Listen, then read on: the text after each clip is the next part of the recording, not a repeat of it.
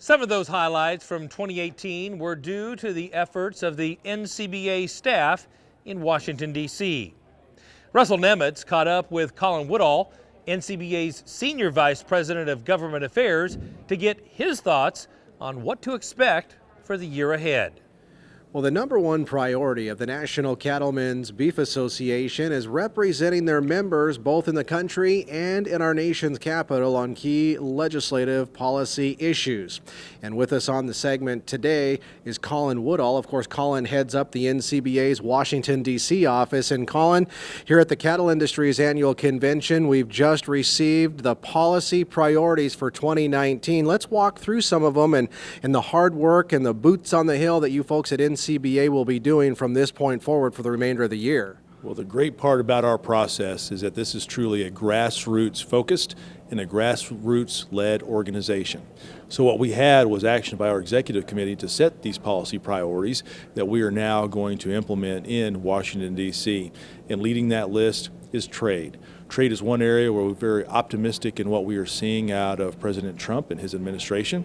We do believe they're going to make a lot of progress on things such as China, a bilateral trade agreement with Japan, and possibly some additional work with the EU and the United Kingdom. And all of those would be a great benefit to us and the bottom line of every cattle producer across the country.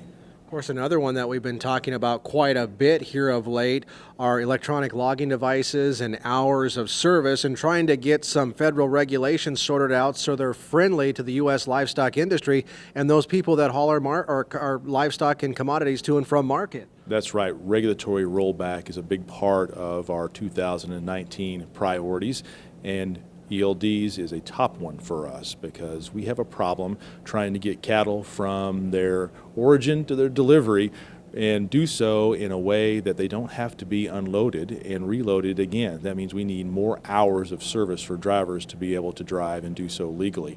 It is truly an animal welfare issue. We need those trucks going down the road to keep those cattle safe and happy.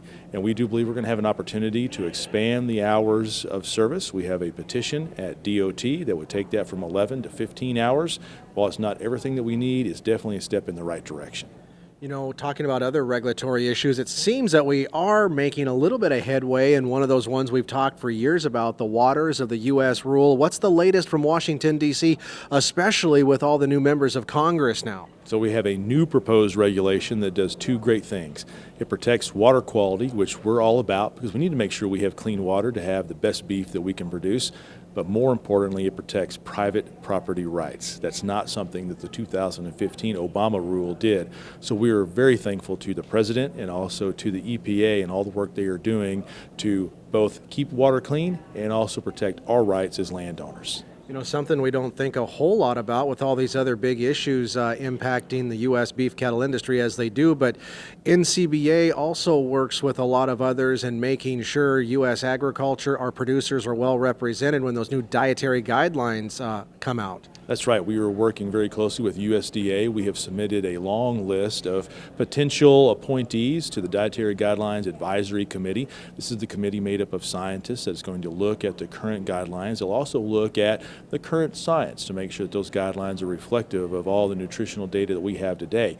But as we see every 5 years when the dietary guidelines come up, this is always an opportunity for the activist groups to come out and try to take us off the center of the plate.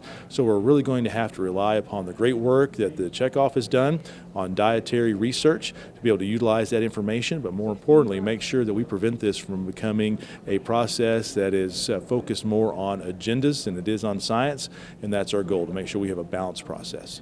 Colin, I want to wrap things up talking about another big issue here of late, alternative proteins, fake meat, however you want to describe these, and the work that's being done from NCBA and others to make sure these are properly labeled moving forward at the best interest of U.S. beef cattle producers. This is a hot topic and a fun topic, and a topic that was actually talked about a year ago when we set policy in regards to NCBA's action and engagement on this issue.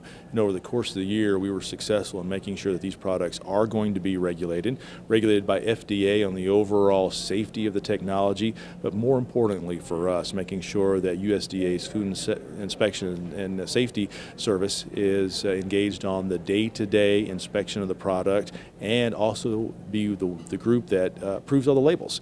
Because if FDA was in charge of label approval, they very well may approve that use of clean meat on the packaging, and we don't want that, and USDA will not allow that. Well, Colin, we always appreciate you joining us on Cattleman to Cattleman and providing us a very thorough update on what you folks are working on back in our nation's capital. Thank you, Russell. Always good to be with you. All right, again, Colin Woodall, the Senior Vice President of Government Affairs for the National Cattlemen's Beef Association in their Washington, D.C. office. Kevin, with that, we'll go ahead and send it back to you.